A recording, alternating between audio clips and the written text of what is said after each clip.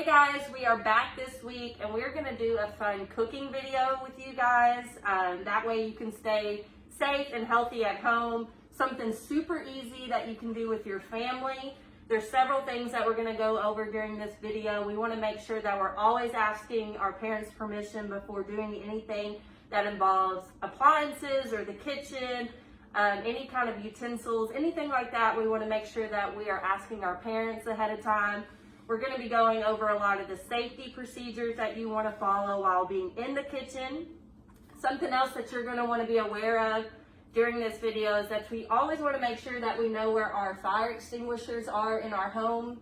Ours at the club right now in this kitchen is on top of the refrigerator. That way it's visible, we can see it. This is a kitchen that only the staff come into, so only us have access to this kitchen. There's some other procedures that we're going to talk about as far as wiping down our counters. Gus and I have already taken care of that. We have wiped down all the counters with a kitchen cleaner that is appropriate for the kitchen. So any kind of cleaner that you use at home for the kitchen will work for that. Something that we are going to also do is make sure that we're washing our hands. We're going to use warm water, soap. We're washing the back, the inside of our hands, in between our fingers. Making sure we're getting those fingernails as well. We just want to make sure that we have a really good clean hand before we start preparing any type of food in the kitchen. So let's go ahead and head over to the sink. We're going to wash up and then we'll come back and we'll explain what we're going to do today. Hey guys, we are back. We have washed our hands properly. We made sure to dry those off. Today, Mr. Gus is going to be our head chef. He's going to go over everything that we're going to cook and make, and then all the safety procedures to follow as well. Yes. Hello, everybody. So like Miss Catherine said, we're going to make a little meal today, a healthy meal. We're having a pizza toast, and we're going to wash it down with some freshly squeezed lemonade. Freshly squeezed, not Minute Maid. So anyway, first things first though, we got to get the oven hot before we can throw anything in there to cook it. So let me show y'all how to preheat the oven. Okay guys, so we are going to preheat this oven. For this recipe, the oven needs to be set to 425 degrees Fahrenheit. So we're going to set that on here. This oven has analog controls. You might have digital controls at home. So, you know, those type, you just push the button and increase or decrease the temperature. On this one, all I have to do is actually just turn the knob. Before you do any of that though, like Miss Catherine said earlier, make sure you have a grown-up involved in this whole cooking process. They need to know what you're doing. They can help you, that'd be great as well, but they need to be involved because you're dealing with things that could cause harm to yourself and to others. So definitely get them involved. So let's go ahead and preheat this oven. We want to turn it on to bake. We want to crank that bad boy up to 425. It's going to take about 15 minutes to get up to the temperature. So in the meantime, we're going to get to the prep table and prep our ingredients. All right, everybody. So the oven has preheated to 425. So now we're going to get started. First thing I have here is a baking sheet that we'll be using for our pizza toast. I've lined it with aluminum foil. If you use the dull side aluminum foil, the part that's going to contact the food, it decreases the chances of the food sticking. If you want to further decrease that chance, you can use PAM or some other type of baking spray to make sure your food doesn't stick. So for this recipe, we're going to be using a Texas toast, 2 minutes on each side. So let me show y'all how to go ahead and put that in the oven safely. Okay, so we have our Texas toast on our aluminum foil lined baking sheet, ready to go into the oven that's preheated at 425. Again, like Miss Catherine mentioned earlier, you always want to be careful and safe in the kitchen. The proper way to open the oven is to come from the side. You want to open it halfway here, and you want to pull it all the way open, and then you can go ahead and insert your baking sheet. We're going to set the timer on our microwave here. We do not have a timer on the analog controls on this oven, so we're going to set our timer here for 2 minutes and hit start and let it go. Okay, it looks like we are ready with the flip.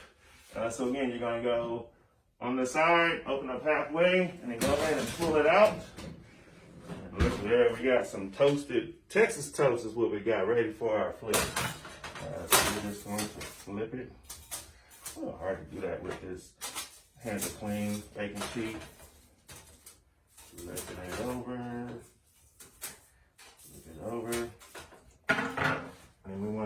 gonna set this again for 2 minutes and hit the other side. Again, put the front on, other side, halfway. Oh, almost lost my Texas toast. And back in for 2 minutes. All right, we are ready to take out completely. Again, halfway. I'm gonna pull that up and open. In the last segment, I did something I shouldn't have done. I did touch a hot pan with my hand or whatever. I'm a seasoned veteran, but I do not recommend that you do that at home. I always let the pan cool off. In this case, we're gonna let the pan cool off for another 2 minutes before we start the assembly process. So we'll hit that for 2 minutes. All right, guys, we are now ready to start preparing our pizza toast. Mr. Gus is going to let us know some of the ingredients that we have picked out for us. Yes, so the base of the pizza toast, we have marinara or pizza sauce. We have shredded mozzarella. We have black olives. We have sliced pepperoni. We have banana peppers, a personal favorite of mine. We have green peppers, and we have red onions. So it's going to be real colorful. So you can do whatever you want to do with these ingredients. You can even add ingredients to these, whatever you like on your pizzas, you can do that. So we're going to show you how we like to do ours. All right, so like I mentioned before, the base of the pizza is always the marinara sauce or the pizza sauce. So we're going to go ahead and spread that on as such on each slice there, depending on how much. I'm going to just dollop some on, and then I'll go ahead and spread them on afterwards. You can make it real saucy, or you can do light sauce. Again, it's your creation. You can do whatever you want to do with this, because this is just the base. So we're gonna go ahead and just apply that sauce there on the bottom. And then next up is pretty much everybody's favorite, unless you're lactose intolerant, and it's still your favorite even if you're that, is cheese. So we're gonna throw some shredded cheese on here.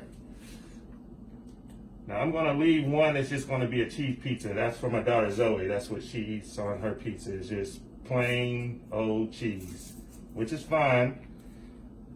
But all of them will have some cheese on them. And just go ahead and hit it up on the top of the marinara sauce, pizza sauce. All right, so that's little Zoe's right there. Straight pizza. We'll do a black olives on, let's say on a couple of them. Is Catherine, you like black olives? I don't. Okay, I do not. of course not. I'm more of a Zoe pizza kind of girl. I love black olives. I love pretty much all ingredients, to be honest with you. I'm just that kind of dude. So we'll go put a pepperoni on each of those there.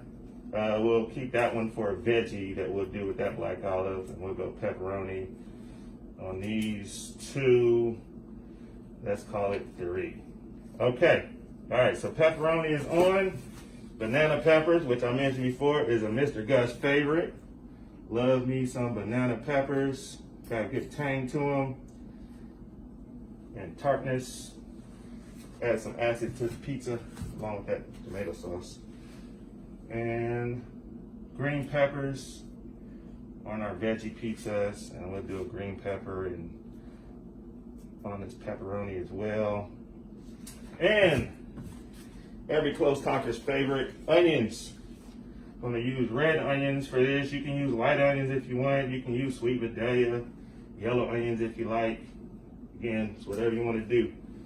So we'll make this one. Hey guys, so that's basically what you want to look like. If you want to add a little extra cheese, sometimes I come down like hit it with a little extra cheese, boom, boom, boom, bit. But that's it right there. So this is ready to go into the oven, and we're gonna do that now. All right, y'all, so we're ready to put the pizza toast into the oven to finish the baking process so we can eat this good stuff. This part, you don't bake, you broil. So we need to, again, turn this analog up to broil. I hope I went the right way with it. Yes, the right way with it. Broil. And back over here to broil. Takes about a minute or so to get going, but this one, we kind of cheated and put it up there already. Just wanted to show you all that process there. So again, to the side, halfway open and halfway, and then all the way down. And we're just going to insert that in as such. You can put this in between 2 to 3 minutes, depending on how crispy you want it. We're going to do this 2.5 minutes. So we're going to set our timer to 30 and start. All right, everybody, that sound means we are done. And look at that, open the oven door, and we got melted cheese on this pizza toast. It's looking really good. I'm going to go ahead and turn this oven off. Make sure you always turn off your oven when you finish using it. So while that cools, we're going to show you how to do our fresh squeezed lemonade. Hey guys, we are now ready to make our fresh squeezed lemonade. So Mr. Gus is going to let us know what ingredients you guys are going to need. Also some more safety procedures that you guys should follow because we are going to be using the stove during this lemonade process. So Mr. Gus, let us know what we need to make this delicious lemonade. Okay, all right, so it's a very simple, basic home fresh squeezed lemonade recipe. First you have a pitcher that we're going to put the water in. We're going to make a simple syrup mixture, which I'll show you here in a moment. It's real simple in the name. It just consists of the same amount of parts water, the same amount of parts sugar, granulated sugar, is what you want to use. And most importantly, lemons. You got to have lemons if you want to make lemonades. And so we take these lemons and we roll them on some hard surface there, get them to where they're soft, and then we're going to cut them in wedges and then also in slices to make the picture look pretty once we get done with the lemonade. So let's head on over to the stove and get this simple syrup going. All right, so welcome to the stove where we're going to make our simple syrup. As mentioned in the name, it is very simple. It is literally sugar and water being brought up to a boiling temperature and then reduced.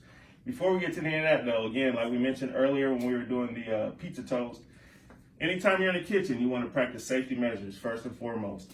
Over here at the stove, you want to make sure that you're working with cold heating plates. Make sure they're not already turned on. And then we're going to go ahead and add our ingredients. So first thing we're going to do, we're going to measure out 1 full cup of granulated sugar. Look at all that sugar. It's going to go in there into the pot. And then we've already measured out 1 cup of water that will be added to the saucepan with the sugar, and we're going to just stir that up. At this point, we will turn this on high. All right, y'all, because it's on high, you want to make sure that you do not leave this unattended. You want it to stay by its side.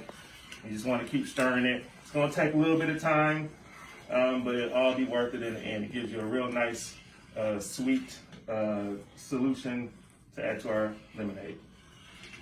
All right, so this has been about, 3.5, 4 minutes or so. We got that simple syrup solution going to a boil now. So we turn it off. I already did that.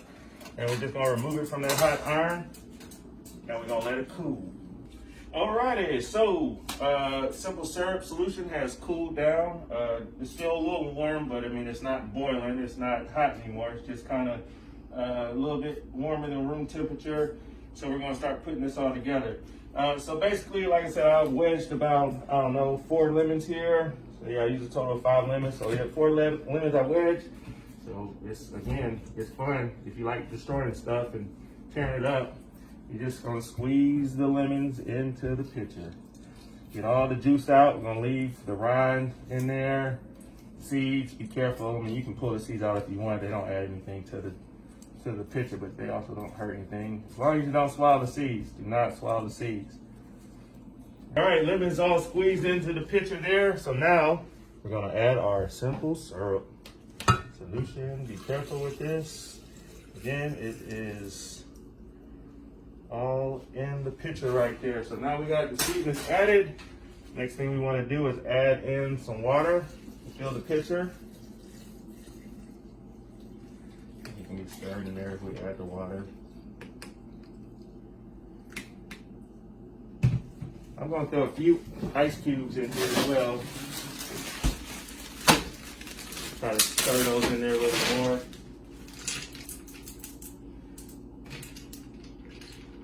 It fills up quick, doesn't it?